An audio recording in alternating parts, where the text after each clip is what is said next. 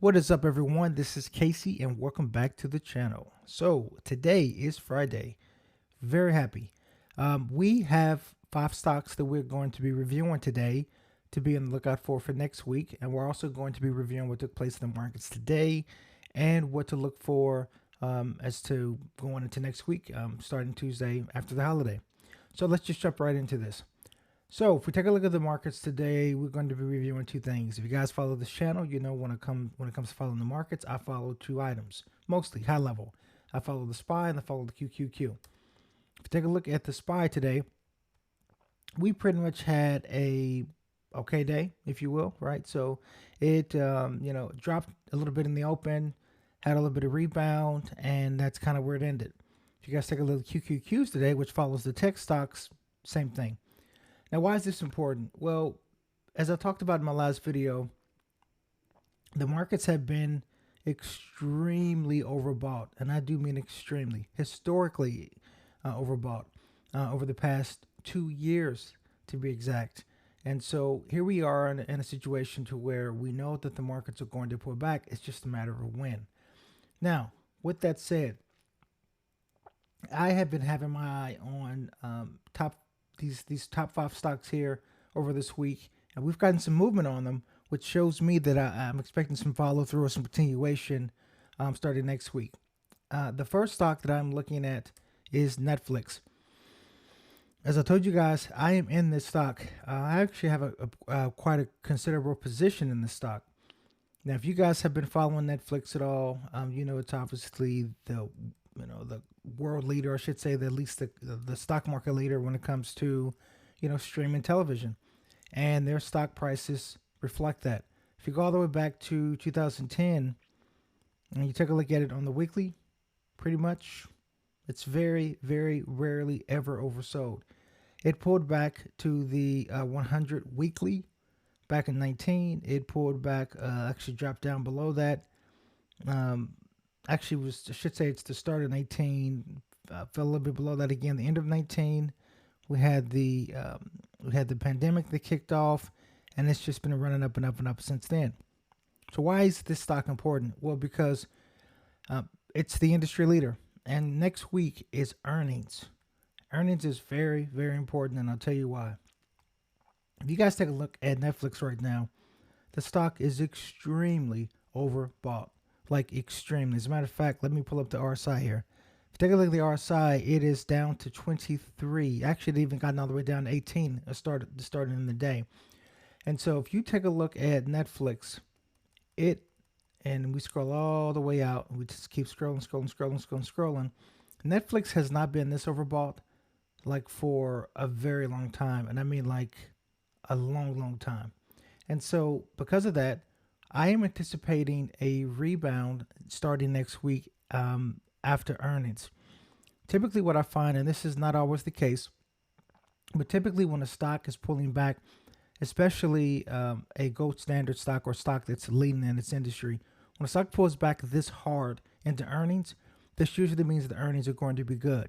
Not always the case, but I generally find that happens more often than not. So let's also take a look at something else interesting that very happened today with Netflix. It had a significant spike up out of nowhere.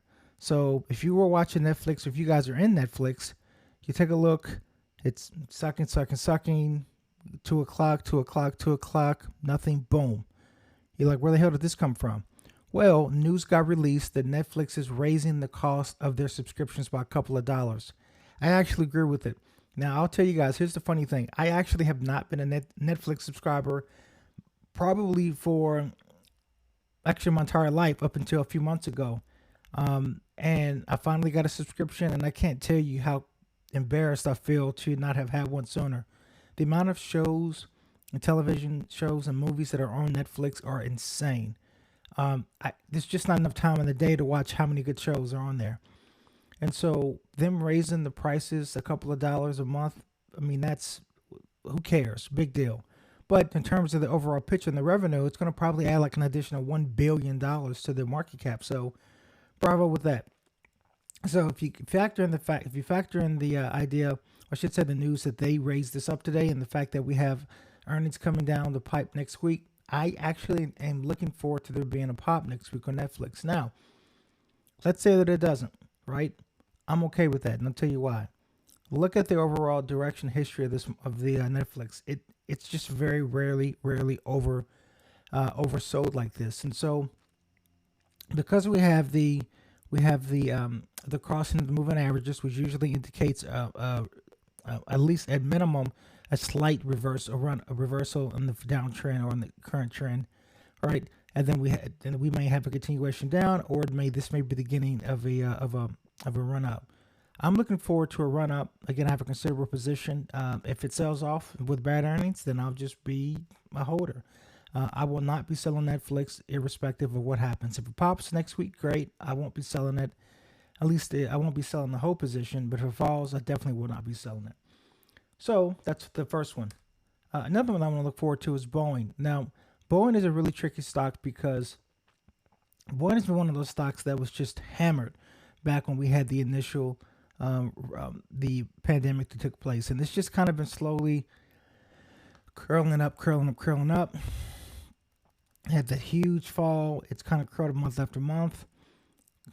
It's kind of falling back here, and now it's starting to curl up again. Now, why is this important? This is important because if you guys take a look, next week we have earnings on. Actually, no, sorry. This is going to be the bond. We'll talk about that one later. Let's see here. Where are we at? So we have earnings next week for bank stocks. We also have them for some of the airlines as well. So United Airlines will be reporting next week, and that's really important because typically what happens with stocks that are in the same sector is that they can and they will trade in sympathy with their competitors because it's basically an industry. So usually if one stock is doing very well in the industry, then that usually means the competitors are going to be doing very well as well. So you can anticipate that if come Wednesday, United Airlines has very good earnings, that Boeing is going to have very good earnings as well. And same thing with American Airlines come Thursday. So I anticipate them having good earnings. And the reason that I do is because the economy is starting to open back up. Actually, we've kind of been open. I know that we've had issues going on right now with the pandemic, with additional outbreaks, and things are kind of ramping up with that. But I just seem to see a lot of people are still traveling, and so maybe we have, some flat action that takes place. But earnings next week is going to be a very big deal. I typically like when I see stocks that have been trading very flat like this for such a long period of time, it's inevitable before they finally break out of the trend. And so with earnings coming up and seeing that it's starting to perk up, I think Boeing is going to be a very good buy in the short and long haul. Now, another one. This here is a crazy one. Discovery, right? So the crazy thing about Discovery is that, it traded basically down sympathy with the actually it was Viacom, back here, and this just hasn't done anything. It's just been dead, day after day after day after day after day. However, recently it is now finally starting to wake up. And why is this important? Well, because from a technical chart standpoint, if you take a look at Discovery, it's been dead, and now it's waking up. This is a phenomenal sign when it comes to trying to buy a reversal. As a matter of fact, of all of the stocks today, this is probably the number one that I'm going to have my eye on come next week, because when stocks have been trading dead like this and there's a reversal, there's a high chance that there's going to be a huge follow through the next week or the week after. And the reason that is because everyone who shorted here, right? Well, you had a couple of things. One, you have the people who shorted. Well, there hasn't been any spike, right, for people to cover. No one's been covering. And you also have people who've been looking to buy the stock for a reversal. And so what happens is when you see this pattern here, this is a strong indication that everyone and their mother is going to buy this stock, or they're going to cover, and they're going to be looking to buy it for the run-up. Discovery is going to probably have a significant run-up next week. Sometimes what market makers like to do is they know people see this, and so what they'll do is they'll stall it for a day, just to give it one more breather, and then it'll shoot up. So This may have a break and run up next week, next Tuesday, or it may have kind of like a break and a sell off, and then a break the next day. But you can absolutely, I mean, if I had to guess, right, this is kind of all speculation, but it's educated guess. I would say there's an 80% chance that next week is going to be a significant run up. So I'm really, really looking to keep my eye on Discovery. I do not own any Discovery, but I will probably take a position on this come Tuesday. So right now we've covered Netflix, we've covered Boeing, we've covered Discovery. The next two that I'm following are pretty much the blue chips, the big dogs, the top dogs, the alphas, the companies that their market cap are worth more than most countries combined, and that is Apple and Google. Now, why am I watching these stocks? Well, because with Apple, we are, again, because of the markets, we're seeing a slow breakdown now of the markets. Now, we don't know if this is technically just a 10% pullback, or if this, it's just a pullback and it's going to continue up, or if this is just the start of the markets finally cooling off into March, when we are anticipating having our first interest rate hike. Now, one of the things to keep in mind with interest rate hikes is this. The Federal Reserve has stated that they're going to start raising the interest rates, the Fed rate, which is the prime rate that they charge banks to borrow from each other. The reason that's important is because when they do that, banks borrow less money. When banks borrow less money, they have more stringent requirements to lend out money. When they do that, then enterprise companies borrow less money, which means they then have less money to grow their companies, which means they didn't do less hiring, blah, blah, blah, blah, blah, less investing. And so the crazy thing is that because our inflation is so high right now, that even if they raise the interest rate a quarter of a basis point, which is just basically a quarter of a percent, not a big deal. They would have to raise rates significantly because right now we're still at negative interest rates. So they're going to have to raise it significantly. However, we don't know how the markets are going to respond to that. And so if we do have a significant sell-off with Apple, well, I should say with the market, Apple is usually one of the very, very last stocks that will fall before, I should say during the pullback. But I do think that if we continue to show weakness, I have my eye on Apple because if we have a significant pullback, I will be buying Apple and buying quite a bit of it. Same thing goes with Google. Same logic, same idea. So right now, depending on what the markets do, Google has just been on a complete tear all the way back to the pandemic. And so here we are now, 2 years into the market, and we haven't had a significant pullback yet with Google.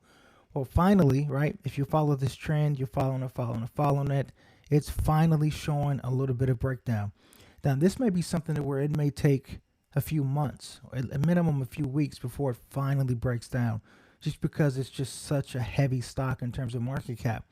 But when it does, we could see something to where we get a pullback.